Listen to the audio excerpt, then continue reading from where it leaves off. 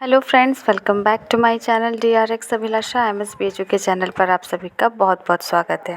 सर्दी जुकाम एक ऐसी बीमारी है जिससे सभी कभी न कभी तो ग्रसित होते ही हैं, लेकिन सर्दी जुकाम की बीमारी का एक बदला रूप है साइनस। साइनस एक ऐसी बीमारी है जो सर्दी जुकाम लंबे समय तक होती है तब होती है। तो चलिए फ्रेंड्स, आज के वीडियो में हम सब ये जानते हैं कि साइनस क्या होता है, कौन से कारण होते हैं इसके होने के, लक्षण क्या क्या हैं, और साथ में हम जानेंगे आयुर्वेदिक के साथ साथ घरेलू उपचार जिससे हम साइनस जैसी प्रॉब्लम को आराम से दूर कर सकते हैं। तो पूरा वीडियो ध्यान से देखिएगा और वीडियो पसंद आए तो चैनल को लाइक शेयर सब्सक्राइब करना मत भूलिएगा। साइनस एक ऐसी बीमारी है या एक ऐसी डिजीज़ है जिसमें नाक की हड्डी बढ़ जाती है, जिस कारण अक्सर जुकाम रहता है। सर्दी जुकाम हमेशा बना रहेगा। ये साइनस क्या होता है? तो साइनस जो है इसको हम आयुर्वेदिक के भाषा में प्रतिश्याय कहते हैं। प्रतिश्याय हवा से भरी एक छोटी छोटी खोखली गुहा रूप की संरचना होती है, यानी छोटी छोटी कह सकते हैं होल होता है जो कि हमारे नाक की हड्डी, गाल की हड्डी, माथे की हड्डी, इन सभी के आसपास में पाई जाती है। ये जो गुहा होती है या जो ये होल होता है ये हमेशा खोखली होती है और हवा से भरी होती है।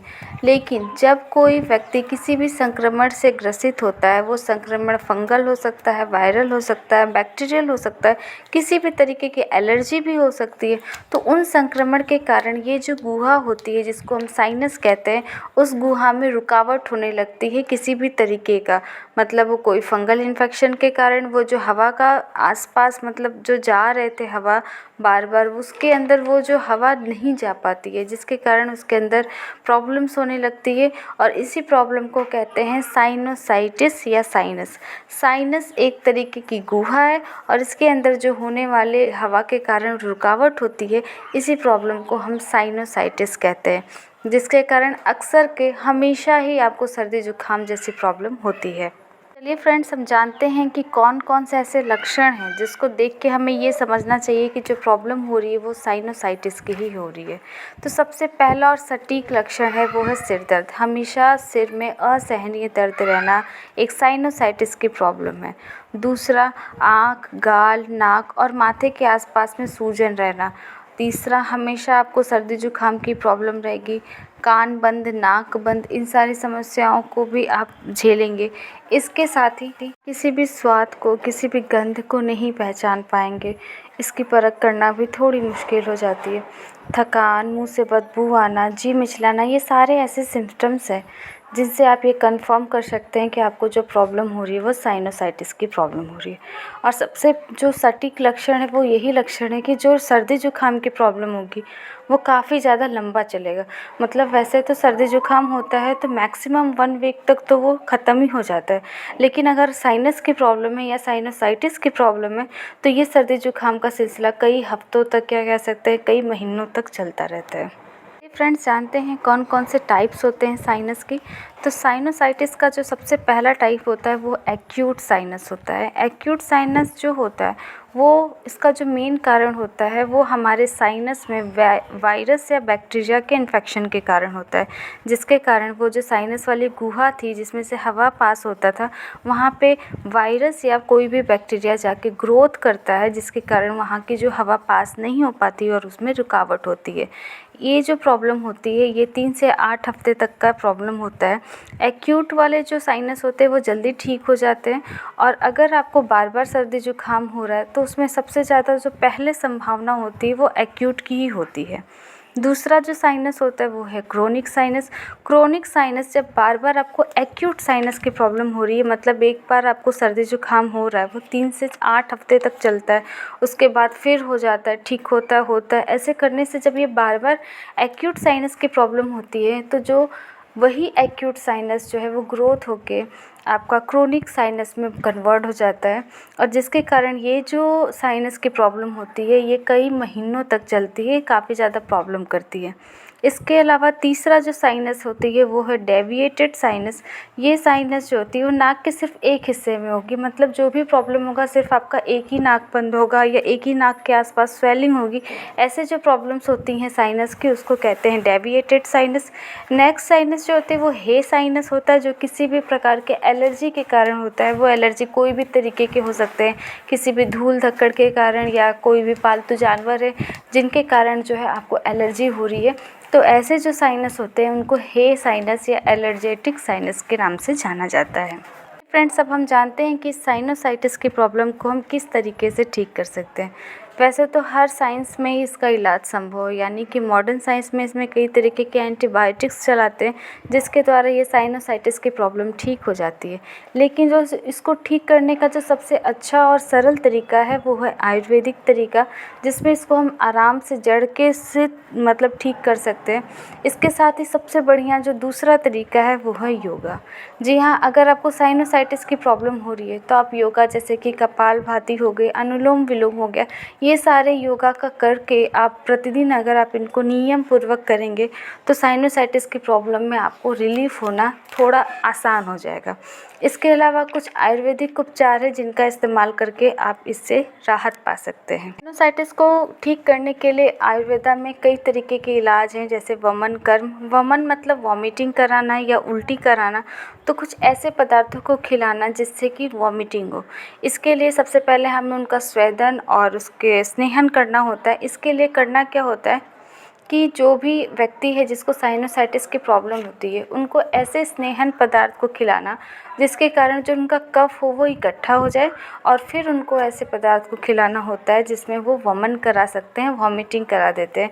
जिससे क्या होता है कि जो सारा अपने मतलब जो भी बलगम वगैरह होता है वो आसानी से वॉमिटिंग के थ्रू बाहर आ जाता है और साइनोसाइटिस की प्रॉब्लम में काफ़ी रिलीफ मिलता है। इसके अलावा जो दूसरा तरीका है वो है नस्य कर्म। नस्य कर्म मतलब हमें नाक के थ्रू जो है, कहा जाता है कि जो सिर का जो मुख्य द्वार होता है वो नाक होता है, तो नाक के थ्रू हमें दवाइयाँ या कह सकते हैं तेल होते हैं जैसे अनु तेल वगैरह हुआ, इनका इस्तेमाल करते हैं जिससे कि वो जो तेल होता है वो हमारे नाक के अंदर जाता है और जो भी साइनस की जो गुहा होती है या वो जो होल है जिसमें अवरोध उत्पन्न हुआ है किसी भी वायरस, बैक्टीरिया या फंगल के कारण, उनको हटाने का काम करता है और जिससे कि वो हट जाते हैं तो जो हवा जो हो वो आसानी से पास हो पाता है और ये आपके साइनोसाइटिस की प्रॉब्लम में आराम मिलता है। इसके अलावा जो तीसरा है इसमें विरेचन कर्म कराना होता है, यानी कि जो भी साइनोसाइटिस की प्रॉब्लम होती है उसको विरेचन के थ्रू या मल त्याग के थ्रू या कह सकते हैं पॉटी के थ्रू आप उनको बाहर निकाल सकते हैं।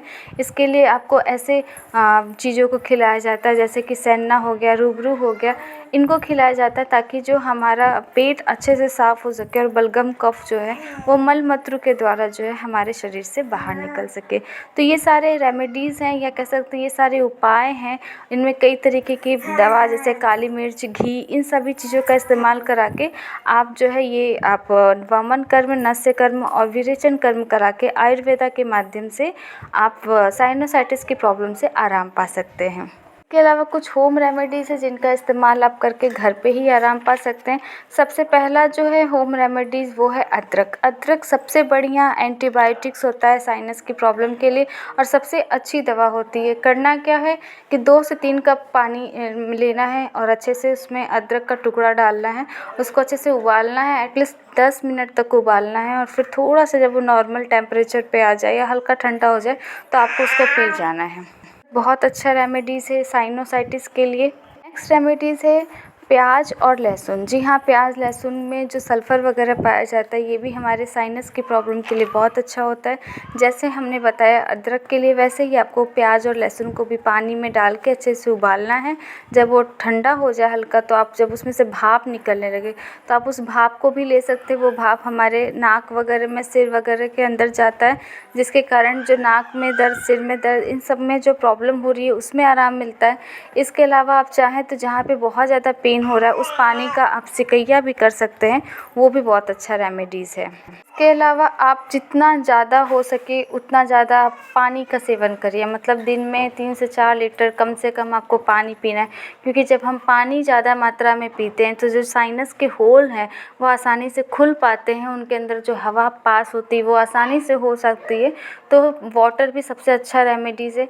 इसके अलावा आप जो है हल्दी वाला दूध पी सकते हैं। हल्दी वाले दूध में भी काफ़ी अच्छा होता है क्योंकि हल्दी जो है वो एंटी इन्फ्लेमेटरी इन सभी चीज़ों के लिए, दर्द के लिए भी बहुत अच्छा होता है। तो हल्दी वाला दूध भी बहुत बेहतरीन उपाय है। इसके अलावा आप चाहें तो नींबू का भी इस्तेमाल कर सकते हैं। 1 गिलास पानी में नींबू को, एक पूरा नींबू को निचोड़ के आप 2 से 3 हफ्ते तक दिन में कम से कम 2 से 3 बार पिए। ये भी हमारा जो नींबू जो होता है वो भी हमारे साइनस की प्रॉब्लम को कम करने के लिए बहुत ही अच्छा उपाय है।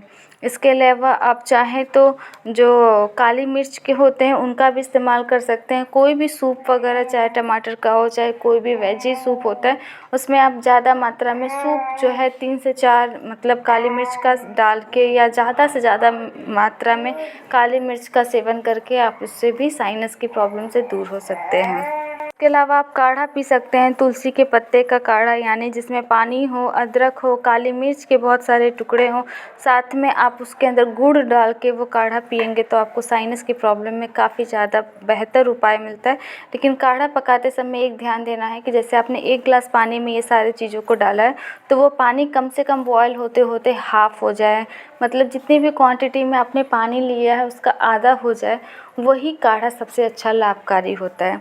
इसके अलावा आप दालचीनी का पाउडर भी इस्तेमाल कर सकते हैं। घर में दालचीनी को लेके पीस लीजिए, या दालचीनी का पाउडर आसानी से मार्केट में मिल जाता है, और एक गर्म पानी में 2 से 3 चम्मच आप उसको मिला के पी सकते हैं। या आप चाहें तो जैसे कि आपने अदरक को बॉईल किया उसी तरीके से आप दालचीनी के टुकड़े को भी पानी में बॉईल करके छान के उस पानी को आप पी सकते हैं। इसके अलावा आप चाहें तो जो मेथी के दाने होते हैं उनका भी इस्तेमाल कर सकते हैं।